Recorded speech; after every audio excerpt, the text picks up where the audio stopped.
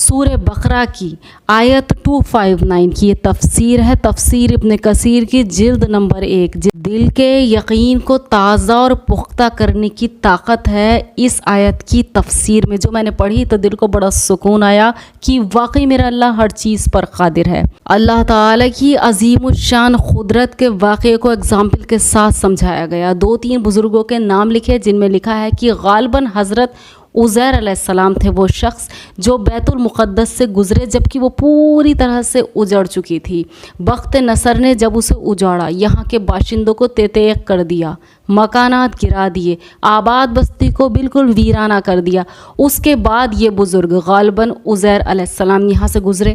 انہوں نے دیکھا کہ ساری بستی تہ و بالا ہو گئی ہے، نہ مکان ہے نہ مکین ہے، تو وہاں ٹھہر کر سوچنے لگے کہ بھلا ایسا بڑا پر رونق شہر اس طرح اجڑا ہے، پھر یہ کیسے آباد ہوگا؟ یہ ہر ایمان والے کے دل میں کیوریس کوشچن رہتا ہے کہ اللہ تعالیٰ مرنے کے بعد دوبارہ زندہ کیسے کریں گے؟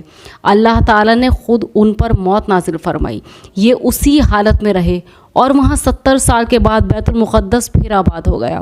بھاگے ہوئے بنی اسرائیل بھی پھر آ پہنچے اور شہر کھچا کھچ بھر گیا، وہی پہلی سی رونق اور چہل پہل ہو گئی۔ اب 100 سال کامل کے بعد اللہ تعالیٰ نے انہیں دوبارہ زندہ کیا اور سب سے پہلے روح آنکھوں میں آئی تاکہ اپنا جی اٹھنا خود دیکھ سکیں۔ جب سارے بدن میں روح پھونک دی گئی تو اللہ تعالیٰ نے فرشتے کے ذریعے پوچھوایا یا دریافت کیا کہ کتنی مدت تک تم مردہ رہے، جس کے جواب میں کہا کہ ابھی تو 1 دن بھی پورا نہیں ہوا۔ وجہ یہ ہوئی کہ صبح کے وقت ان کی روح نکلی تھی اور 100 سال کے بعد جب جیے یا زندہ ہوئے تو شام کا وقت تھا، خیال کیا کہ یہ وہی دن ہے تو اللہ تعالیٰ نے فرمایا تم 100 سال کامل تک مردہ رہے، اب ہماری قدرت دیکھو کہ تمہارا توشہ جو تمہارے ساتھ تھا باوجود 100 سال گزر جانے کے بھی ویسا ہی ہے، نہ سڑا نہ خراب ہوا۔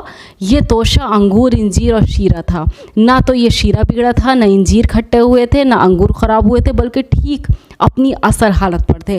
اب فرمایا یہ تیرا گدھا جس کی بوسیدہ ہڈیاں تیرے سامنے پڑی ہیں، انہیں دیکھ، تیرے دیکھتے ہوئے ہم اسے زندہ کرتے ہیں۔ ہم خود تیری ذات کو لوگوں کے لیے دلیل بنانے والے ہیں کہ انہیں قیامت کے دن اپنے دوبارہ جی اٹھنے پر یقین کامل ہو جائے۔ چنانچہ ان کے دیکھتے ہوئے ہڈیاں اٹھیں اور ایک کے ساتھ ایک جڑیں۔ صدی رحمۃ اللہ علیہ وغیرہ کہتے ہیں کہ یہ ہڈیاں ان کے دائیں بائیں پھیلی پڑی تھیں اور بوسیدہ ہونے کی وجہ سے ان کی سفیدی چمک رہی تھی۔ ہوا سے یہ سب یکجا جمع ہو گئیں، پھر ایک ایک ہڈی اپنی اپنی جگہ جڑ گئی اور ہڈیوں کا پورا ڈھانچہ قائم ہو گیا جس پر گوشت مطلق نہ تھا۔ پھر اللہ تعالیٰ نے اسے گوشت، رگے، پٹھے اور کھال پہنا دی، پھر فرشتے کو بھیجا جس نے اس کے نتھنے میں پھونک ماری، بس اللہ تعالیٰ کے حکم سے اسی وقت زندہ ہو گیا اور آواز نکالنے لگا۔